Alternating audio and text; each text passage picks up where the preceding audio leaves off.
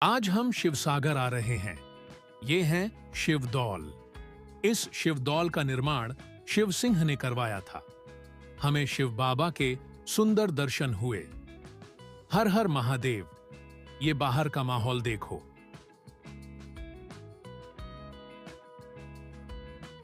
इसके बाद हम रौंगघर में आए।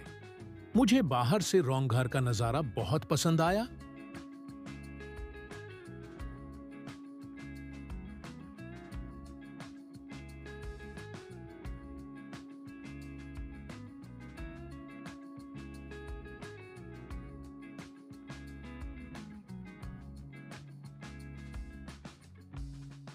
यह मुख्य द्वार है। अब चलो अंदर चलते हैं।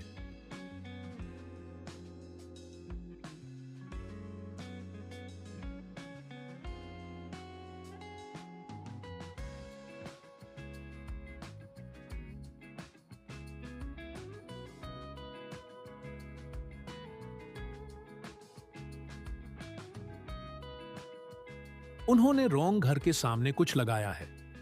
ये शायद फूल होंगे। मुझे रौंगघर को किनारे से देखना अच्छा लगा। बहुत सुंदर। रंगघर को एशिया के सबसे पुराने जीवित एम्फीथिएटर में से एक कहा जाता है। इस इमारत का निर्माण सबसे पहले स्वर्गदेव रुद्र सिंह के शासनकाल में बांस और लकड़ी से किया गया था। बाद में इसे 1744 से 1551 में स्वर्गदेव प्रमत्त सिंह ने ईंटों से फिर से बनवाया था। यहां वहां मूर्तिकला के अलंकरण के केवल अवशेष हैं।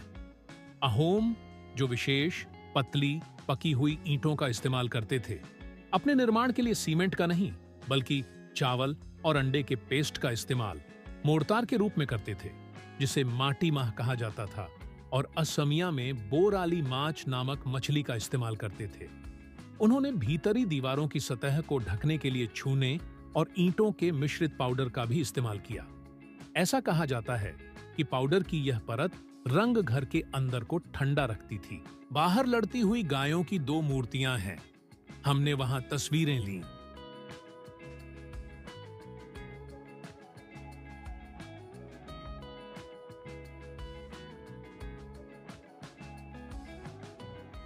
मैं बाहर आया और देखा कि कुछ बांस और बेंत की चीजें बिक रही थीं।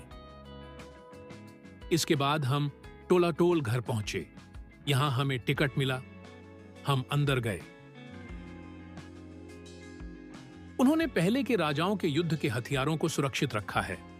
अब हम अंदर की ओर जाएंगे।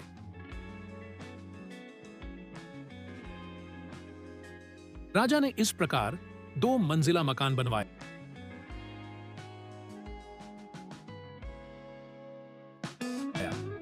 जब दुश्मन हमला करने आए तो आप इस सीढ़ी पर चढ़ जाएं। फिर नीचे दी गई चीजें सेव हो जाती हैं। मैं आप लोगों को नीचे के घर दिखाता हूं। देखिए, उसने इतना छोटा सा गठिया रोग रखा हुआ है, तब शत्रु उसे पा नहीं सकता। स्वर्गदेव राजेश्वर सिंह ने जमीन के नीचे 3 मंजिलें बनवाईं जो तलातल घर बनाती हैं। यह ईंट और एक देशी किस्म के सीमेंट, बोरा चौल, चावल के दाने की एक चिपचिपी किस्म, हंस के अंडे आदि का मिश्रण से बना है। तलातल घर में 2 गुप्त सुरंगें थीं। एक लगभग 3 किलोमीटर लंबी तलातल घर को दिखो नदी से जोड़ती थी, जबकि दूसरी 16 किलोमीटर लंबी गढ़गांव पैलेस की ओर जाती थी और दुश्मन के हमले की स्थिति में भागने के रास्ते के रूप में इस्तेमाल की जाती थी। पूर्व से पश्चिम तक कई कमरे एक लंबे गलियारे में चलते हैं और उत्तर से दक्षिण तक कई छोटे विंग हैं। भूतल पर अस्तबल, स्टोर रूम और नौकरों के क्वार्टर हुआ करते थे। कारेंग घर मुख्य रूप से लकड़ी से बना था, जो समय के साथ खराब हो गया। शाही अपार्टमेंट ऊपरी मंजिल पर थे, जिनमें से अब केवल कुछ कमरे ही बचे हैं। उत्तरी विंग पर एक अष्टकोणीय कमरे के करीब, जो कभी प्रार्थना घर के रूप में कार्य करता था। छत तक जाने के लिए सीढ़ियां हैं। सीढ़ी के उत्तर में मंत्रा घर, सम्मेलन कक्ष है और इसके पूर्व में बारचरा विधानसभा हॉल है, जो बांस और लकड़ी के खंभों से बना है, और इसके पास गांधिया बरुआ और गांधिया फूकन के अधीन घंडिया भोरल नामक शाही अभिलेखागार था। पूर्व में न्याय सौधा फूकन, दक्षिण में एक अलग कमरा है। जिसके बारे में माना जाता है कि रानी ने अपने कारावास के दौरान इसका इस्तेमाल किया था। दक्षिण पश्चिम में एक और अलग कमरा है, संभवतः शाही रसोई घर। महल के अंदरूनी और बाहरी हिस्से में शिकार के दृश्यों, फूलों की डिजाइन, देवी देवताओं की नक्काशी खूबसूरती से उकेरी गई थी, जिनमें से कुछ ही बची हैं।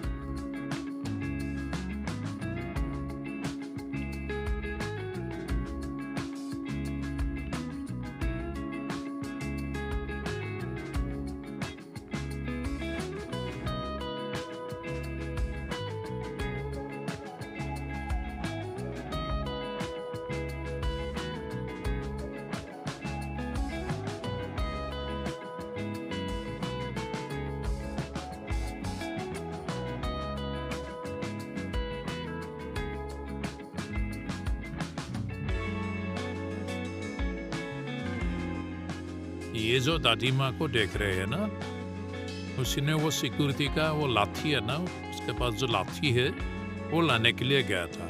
दादी माँ को लगा था कि वो लाठी वैसे ही लेके बैठा हुआ है। अभी हम तलोतल घर से कारण घर आए हैं। कारण घर का व्यू बहुत अच्छा है। ये सब पूरा असम का हिस्ट्री है। आप लोग भी असम आइए घूमने के लिए। असम का जो भी हिस्ट्री है